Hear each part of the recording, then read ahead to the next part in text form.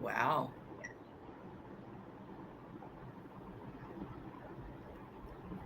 I, s- yeah, I think we're live. All right, so welcome everybody. Wendell Gray once said that the earth is what we all have in common. Hello, and a warm welcome to everybody on today's panel and those who are joining us from around the world for this edition of the Global Student Chat. It's the month that we all celebrate Earth Day. So today we'll be discussing about consumerism and the environment. Before we dive into the conversation, if you are new here and joining us for the first time, Global Student Chat is a student led Twitter chat that connects K 12 students worldwide to discuss topics and questions related to character education, social justice, and citizenship. Global Student Chat creates opportunities for learning partners in a literacy rich environment. Experience social media as a powerful platform for learning, like it always should be, and establish a positive digital footprint. We are so glad that you are here with us today. Passing the mic for the back channel introductions so that you can get to know how to get involved in the conversation. All right, hi everyone. And if you are watching us on YouTube, you may sign in with a Google account and use the chat to comment or ask a question. And if you have Twitter, please follow the hashtag Global Student Chat to read ideas, thoughts, and questions shared by others. We will be using the Q&A format and using hashtag Global Student Chat to add your thinking and getting involved with the conversation. Please feel free to share your first name and where in the world you are joining from today. And if you have any questions, we will bring them to the panel. But please remember to the audience that everyone in this chat is K to 12, so your comments should be appropriate for all ages. And now, of course, joining us today is Jane G, our expert panelist. She's an award-winning game designer and producer. In tandem with her team, she created the award-winning kids learning game series, iBiome, and gamified learning processes. League for Green Leaders. As a co-founder of Spring-Based Studio, Jane makes her company focus exclusively on environmental education.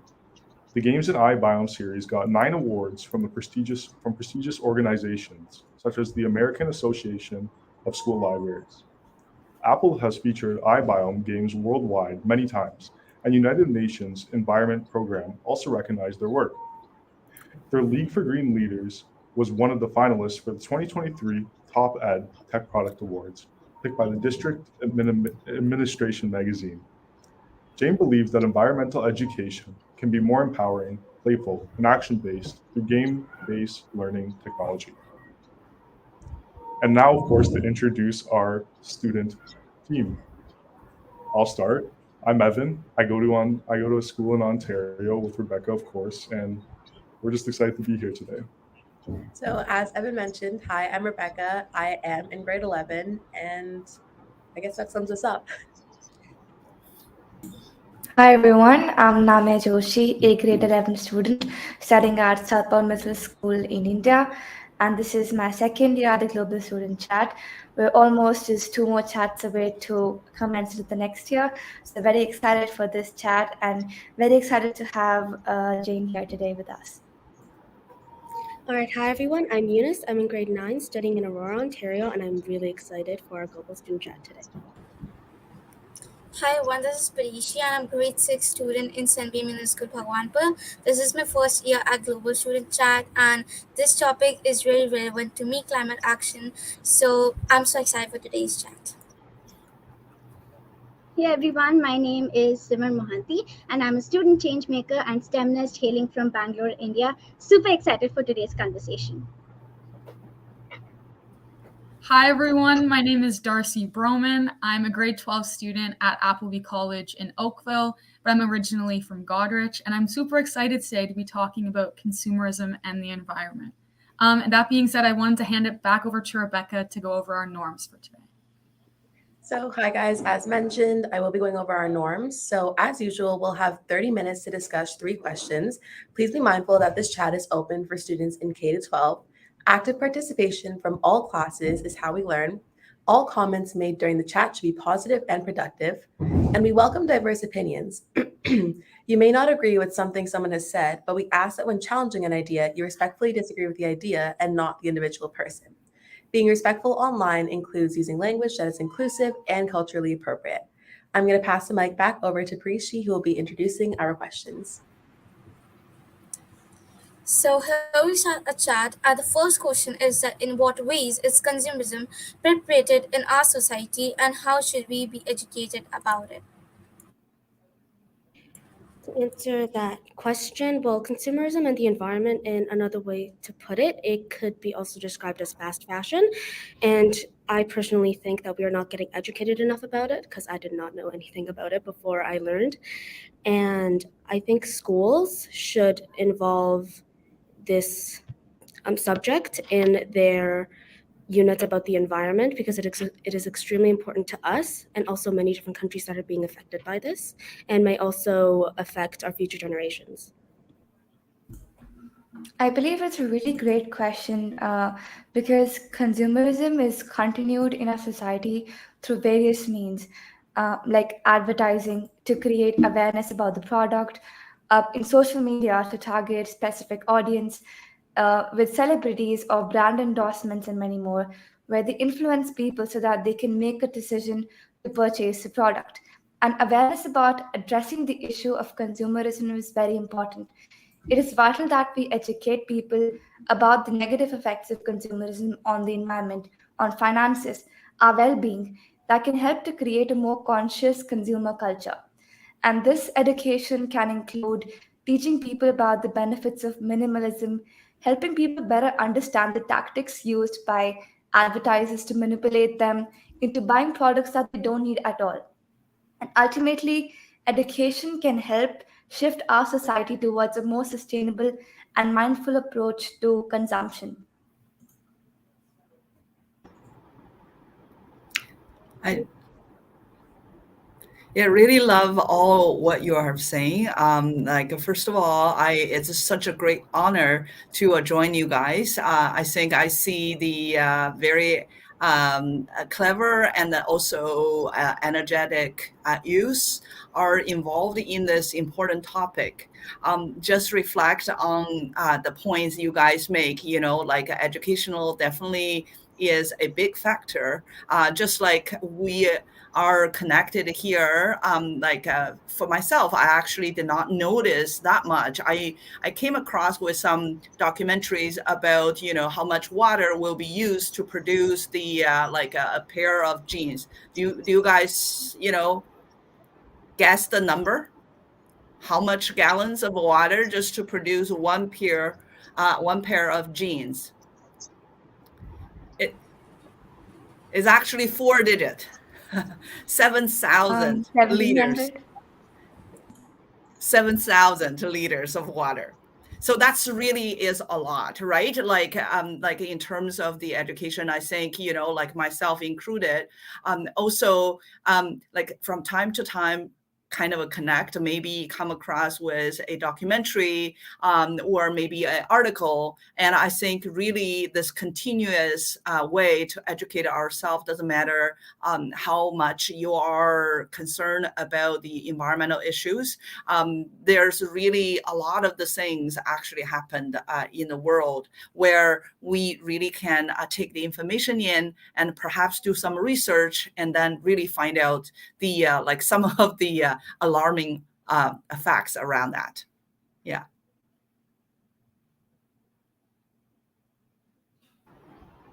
I completely agree with what you just said, Jane. It's really important to address this particular idea of consumerism, the consumerism cult. And from the eyes of a Gen Zer, I've actually witnessed how consumerism is thriving in our society, where people and companies use their creativity in full force through catchy slogans and advertisements, as mentioned in a point earlier. And they strongly encourage buying the latest gadgets and the clothing and the beauty products to keep up with up with the cool kids in the block. And it's a remarkably funny sight, we all have to agree, to see the speed of the people to, actually make split second decisions to go ahead and buy the new edition of iPhone when it just launches, so that they can actually actually upgrade their perfectly functional phones just to keep up with the latest trend, and tragically just to fit in. And to combat this, I think that the buy for approval culture, to change this particular thing, education is actually the biggest weapon that we have in hand. And it's important to understand that every single decision that we make actually matters, and we as a society must take responsibility to actually make more conscious choices. What works for me is asking two simple questions to myself whenever I'm making any purchasing decisions, like, why am I buying this, and do I really require this? So these two questions, I think, can really help us realize that our world is more significant than just a mere wants. And by taking responsibility of our choices, we can actually create a more sustainable and equitable society for everyone. Yeah, and I think that definitely a big part of consumerism is fast fashion, right? And this idea of consumerism is really perpetuated through not only companies but individuals too. And sometimes I'll see on social media, people have like huge hauls from fast fashion companies of Shein, H&M, Zara, like all these big companies, but when you dig into the manufacturing processes of these clothing items, you realized how you know exploitative they are and how damaging they are. And I think that that is kind of just a byproduct of consumerism, and why we have to recognize what's happening in our society and how we as individuals can kind of combat these issues. Yeah, and to kind of go off of what you just mentioned and what Simar had said, social media is a super prominent part of this generation. And the fact that things are always trending and resurfacing, it is making people want to go and buy the newest edition of things that they already have and is perfectly functioning, and discarding the idea of how it could be affecting the environment. It's just, I see it, I want it, I see it, I want it, right? And then to go back to what Eunice had mentioned about how it's not taught enough to students. Like, I'm in grade 11 and I have not spoken about consumerism in a very long time. And this is something that needs to be taught to children when they're really young. And it's good to embed habits in young kids by teaching them about how reducing and recycling can really help our environment. And people need to understand that there is hope for the environment as long as people know how to be mindful of purchases by promoting critical thinking. That will not only help the environment, but teaching discipline and budgeting as well. Yeah, I really like what you just said. I think really the a lot of the time when it becomes a society like an issue around our like society, it's really a lot of histories coming in. There's a lot of reasons why we get to where we are, right? Like think about the like you guys just so have the great insight you mentioned about the like what we need and what we want. So a lot of the time, the ads, the advertisement really works to make you believe you wanted something, right? But in the reality, you're completely fine with whatever you have. Like I think about not only this, but also maybe we can call that a tactic or something. You may have a peer pressures, like in your circle, in your group, in your close friend circle, you see someone has a new fashioned pair of shoes or something, right? Like a lot of the time we kind of like see that as a maybe a identity, maybe something kind of a fashionable, trendy, or maybe something kind of like get a lot of people's attention. So like a lot of the time we kind of like are surrounded by the people around us, what they have, and also have the influence, maybe sometimes unconsciously by them, right? Like when you like thinking about like the Christmas time, I remember a lot of the time we every Christmas, like you're thinking about other people, the people really meaningful in your life, you want to give them a gift. When we are thinking about something like this, or a birthday gift or something, that's always the time for us to see whether our gift to them maybe also can align with our value. Like, for example, thinking about sustainabilities, do we really need to give them another pair of, jeans, or should be something more kind of experiential, like reading a book or going to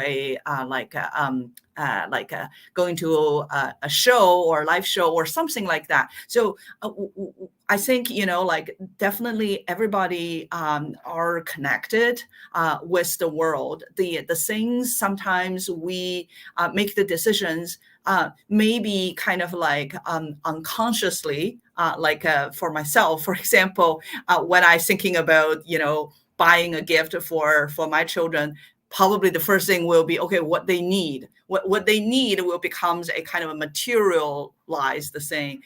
May not have so much kind of a thinking, well, does he really need another pair of jeans? Or how many t-shirts he already has. So like a lot of the times I think unconsciously, like we may follow the kind of like the entire this trend of consumerism.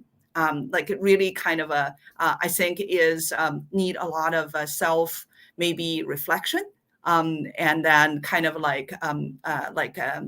review our decision. It is hard because you are making decision all the time, right? So this is really, I think, is like a part to the education part. It's really a lot of the self-education also comes along as well. Like a group of this chat, right? To get us thinking. Totally agree with you, Jane. And so consumerism is really bad on the environment because it leads to negative impacts to the waste, to environment issues like pollution, waste, and thousands of more issues that can just happen. And first of all, you should never go into the thing of free, because never think anything is not free. And if you are buying something that's free, but then the environment has sacrificed many resources of it to just make that thing that you are getting for free. And I totally agree with Simmer when she said that education is really important to stop this. And that time I remember the quote by Nelson Mandela, that was, education is the most powerful weapon which you can use to change the world. And this time we should do the same, because and this quote really relates that if everyone will be educated about the same, they can follow it. And then if each person of this world, the responsible citizens of this world, follow it, then we can make a huge impact. So we should always look into sustainability practices and many more. Just look onto a house, you can just see that the thing that's next to you can be plastic. Can't we just recycle it or reuse it or reduce it? That's the three R's of the environment. And can we just if for example it's a polythene bag, so why can't we just use a paper bag or a cloth bag instead of it? It will be much better for the environment, and for us even, those are even cheaper for us. And this will be really beneficial for us and the environment as well. So we should follow all these things. Some people think that they're hard to follow, but then there are just a few points that you do daily to make your life more sustainable.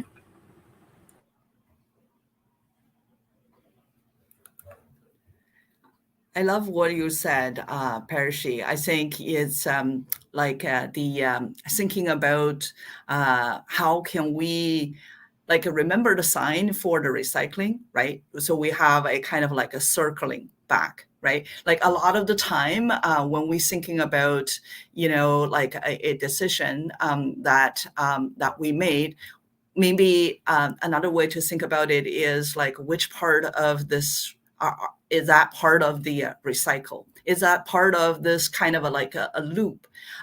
When it comes to the sustainability, we do know that we have to keep in mind a lot of the things actually is coming from somewhere. Just like you mentioned about the resources it takes, not only the natural resources, but the electricities, the transportations, how it get to here. This is all associated with the cost.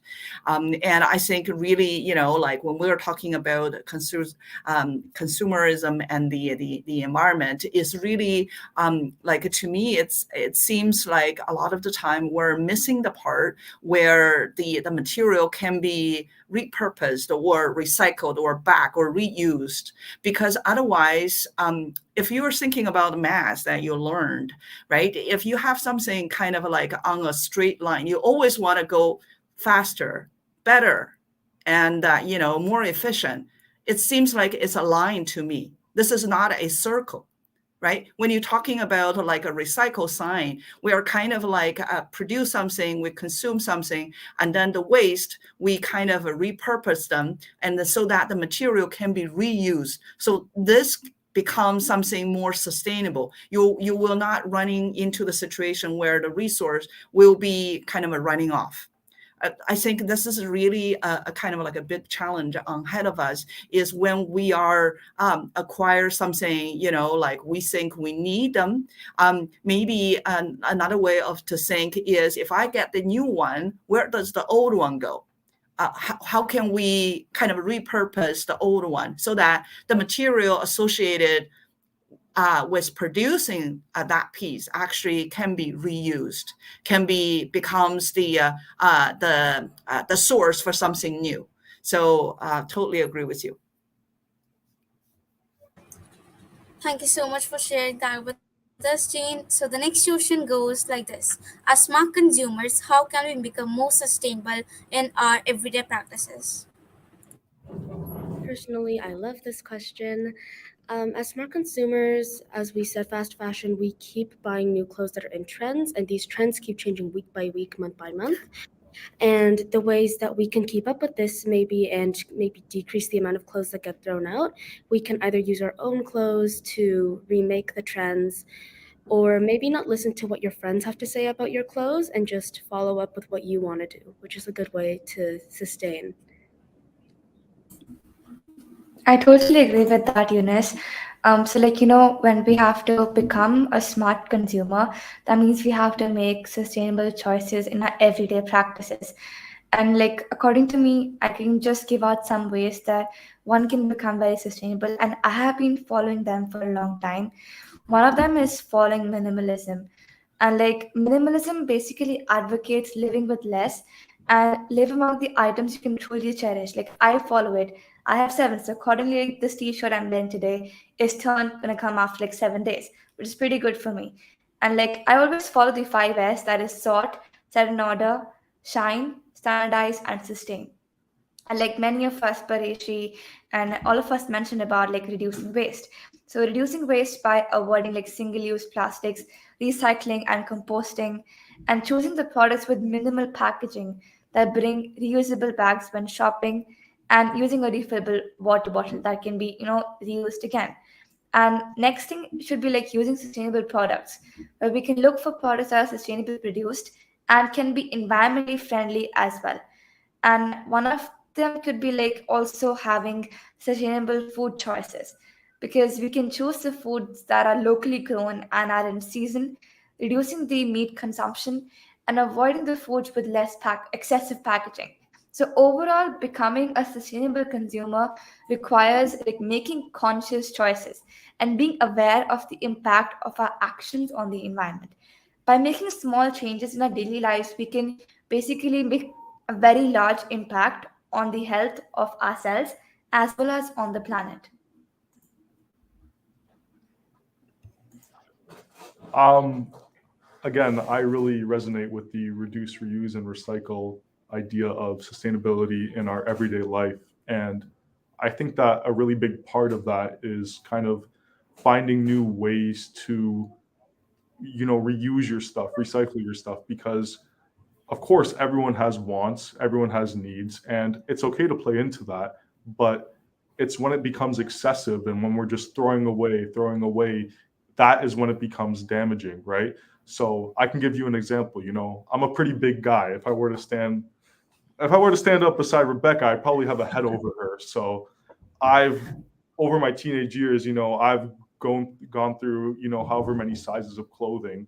And my parents, they always said to me, never throw out your clothing. What you want to do is you want to take it to a charity shop like Value Village, Salvation Army, Goodwill. You want to donate it, you want to put it to a better place.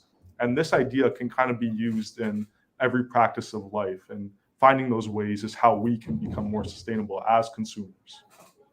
Yeah, so exactly as Evan said, and Namia, you kind of got everywhere I wanted to hit. I think as much as the media and the internet might be harmful to us, it has opened so many doors and opportunities to be able to do so many things without the excess waste of extra paper that we don't need, or having to print all these large textbooks and books. They're now all available online, and that helps keep our environment safe. And on top of that, going back to the food topic and the individual wrappers, I think if we can try, just a small change we can make in our daily life is try to shop in bulk. So an example of this would be if you feel the need that you really need those good sour keys, but they come in the individual wrappings, maybe try going to Bulk Barn instead of Costco and buying a box of unwrapped ones. And you can use reusable containers if you want to take them places, as opposed to buying them individually wrapped and then having to discard them.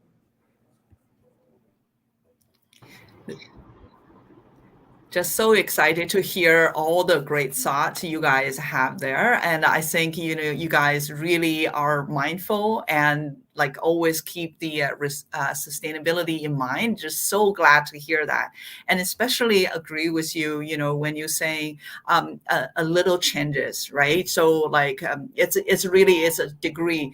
If it's worked for both ways, if each and every one of us are making a small changes, because we have 8 millions of people in this world, together we're making a big difference. By the same token, if we are kind of like we measure the consumerism, it's a degrees of how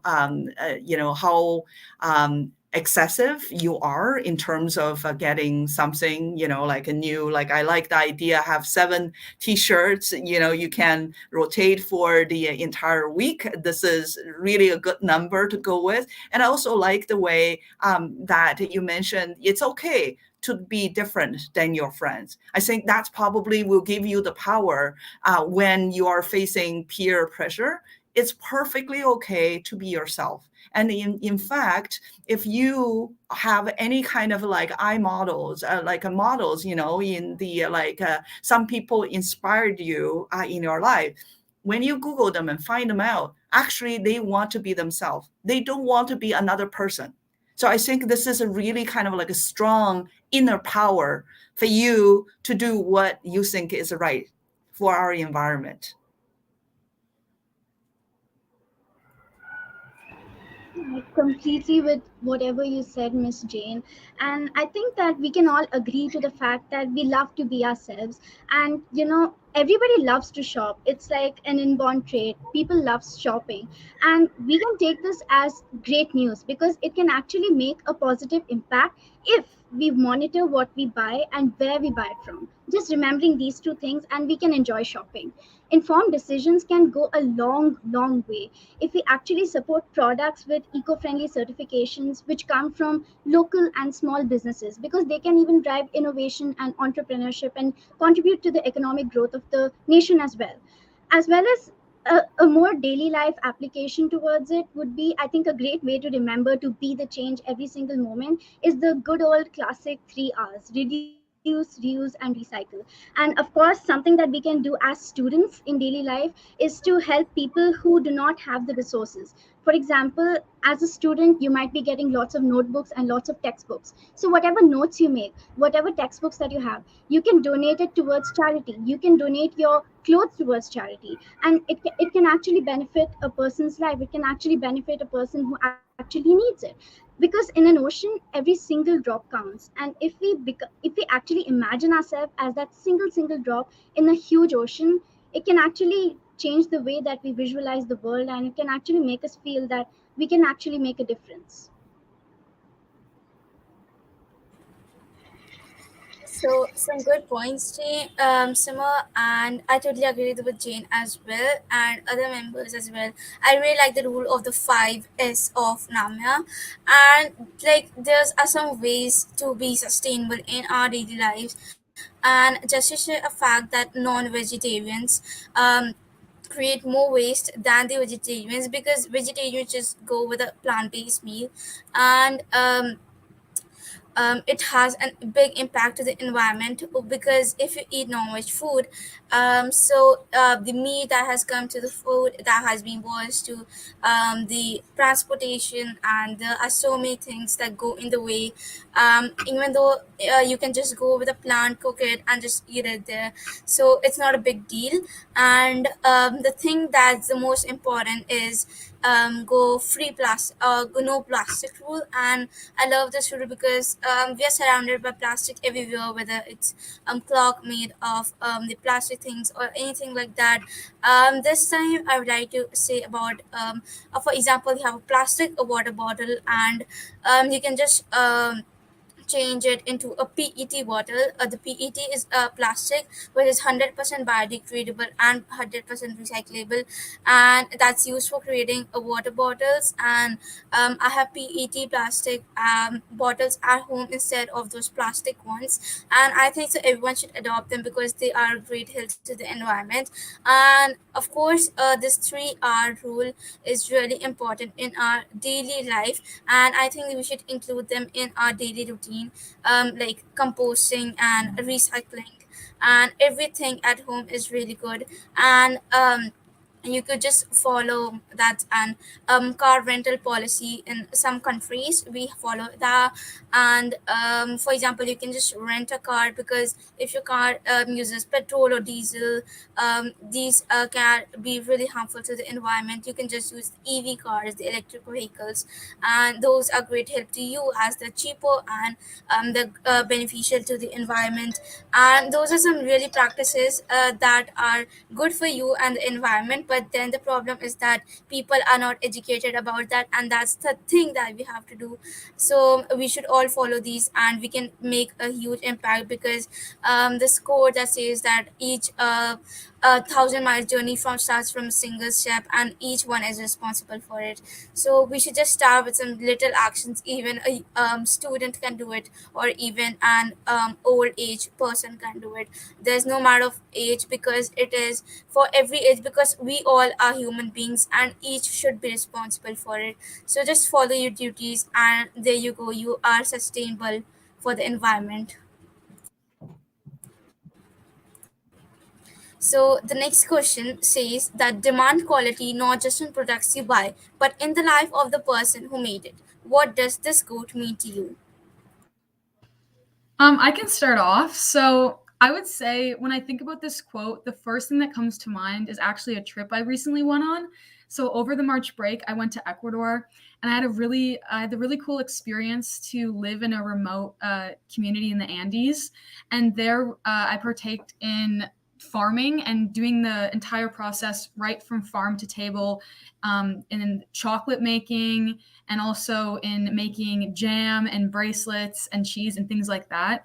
And it really just opened my eyes to the entire process of like everything from planting the seed to harvesting to making it, and all of the time and energy that goes into it. And then also just getting to meet the people that are living those lives and making these products for us to consume. And I also got to live with them, which is also a really interesting and cool opportunity. But I think it just really made me reflect when I got back home and think about what I'm buying here, who is making it, and where is it coming from, and where is it being sourced from. And not only just that, but are the people that are making it working in safe conditions, being paid fairly, being paid a livable wage. And I think having that personal experience just really opened my eyes to making sure I'm asking those questions and challenging my thoughts when I'm purchasing things. That's really great to know, Darsh, that you actually experienced how things go on in an industry, and it's really cool. So, like according to me, I think we should not only be concerned with the quality of the products we buy, but also with the quality of life of the people who produce them, like you said. And this actually highlights the importance of the ethical and sustainable production practices, fair wages, and safe working conditions for the people who are involved in creating the products that we use in our daily life. And by demanding like quality in their lives of those who make the products, we can help promote social and economic justice. And that will also help to contribute to a more sustainable and equitable global economy. And that's exactly what youth change makers like us can do. I agree with you guys both completely. Now, the question in itself demands quality, not just in the products you buy, but in the life of the person who makes it. I've learned that in the fast fashion community, there is child labor, and there are also like many different adults that are just working just so they could get food on their table. And doing a little bit of research, it is an extremely dangerous working environment, and kids younger than I am are working just so that they can support their families or help support their families. And in a way, it's all because the trends are moving too fast, and also because everyone's just hopping from one train to another. So personally, if we would just like stay on one train, that would not only help us, the environment, but also save many lives that are currently in the danger of working in those environments, and also just to make the quality of their lives much better. I completely agree with whatever was put forward in this panel. And to me, I think this quote comes from a woman named Ursula de Castro, and she is a fashion designer herself. So, looking at the industry that she comes from, I can actually visualize that how she thought of this particular quote. And I think that this quote means that we should be conscious about our impact on our consumption that it has on the environment and also on the people who produce it, because it really matters on the people who actually make these items so that we can benefit. It's not just about buying things that look good or work well, but also about ensuring that they were made using ethical laws and proper labor laws. And also, as an SDG warrior, I see that this quote is crucially linked to the United Nations Sustainable Development Goals. For example, it's linked to goal number 12, responsible consumption and production, and goal number 8 as well, which is decent work and economic growth. I believe that this particular idea of this entire quote of demanding quality also ties into change making, which is relevant for youth change makers like ourselves. If we want to see change in the world, we have to be willing to demand for it. And by being conscious consumers and demanding quality in all aspects of production, not only like the quality of the product, but also of the living beings, the people, we can push for systemic change that benefits both the people and the planet as a whole. It's just so exciting to see to hear all your comments here. I see the empathy. I see the compassion. I think this is all so honorable values that you guys hold, and from those I think I see the hope for the future generations, because you are not only considering the product that you are buying, but also you connect with the people behind those kind of productions. I think this is just so important in terms of your personal growth, in terms of your potential contribution for the society. Because the reason we are being human is because we take care of each other. We are connected. Doesn't matter where you are, what kind of social background you are. So you guys have a lot of great points here, and I'm just so excited. And I can sense the power that you can bring forward to influence the people around you. But also, I would like to highlight, I think, is our purchase power is a power itself. If all of us are thinking in the way that we talk about today, thinking about the people who make the product, thinking about the ethical, thinking about the social and economic environment those peoples are in, I think we are close to the changes you want to make. Just awesome to hear that.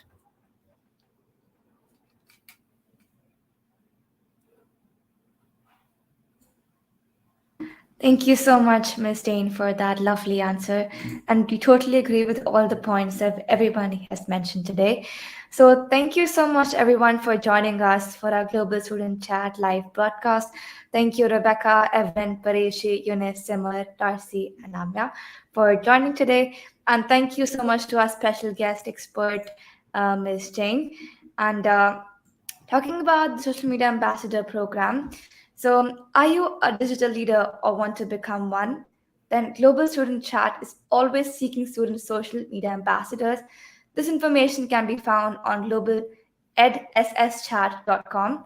And we are always looking for students who excel or looking for to grow their digital leadership skills. And please keep the conversation going by answering our flow chat for the rest of the month. Be sure to use the hashtag Global Student Chat hashtag so our team can interact with you.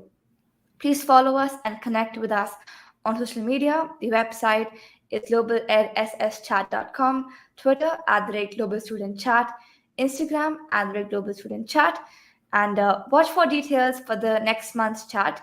I'll be posted on the website on the first of each month. The next month, Global Student Chat will take place on May 9, 2023. Thank you again for joining us. See you online.